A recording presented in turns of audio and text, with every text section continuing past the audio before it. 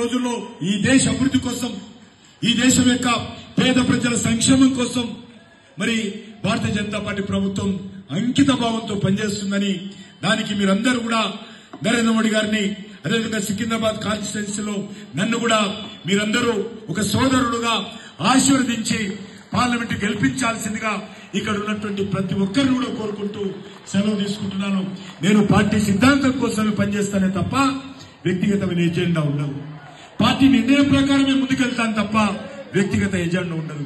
కాబట్టి కార్యకర్తలందరూ కూడా, నాయకులందరూ కూడా, సమాజం అంతా కూడా ఆ దిశలో ఆలోచన చేసి నన్ను ఆశీర్వదించాల్సిందిగా, నరేంద్ర మోడీ గారి నాయకత్వాన్ని బలపరచాల్సిందిగా మీ అందరూ కోరుకుంటూ శిరస్సు వచ్చి నమస్కరిస్తూ సెలవు తీసుకుంటున్నాను. बोलो डॉक्टर बाबा साहब अंबेडकर, जय माला, जय माला. కిషన్ రెడ్డి గారి నాయకత్వం, కిషన్ రెడ్డి గారి నాయకత్వం. భారత్ మాతా కీ జై భీమ్, జై భీమ్.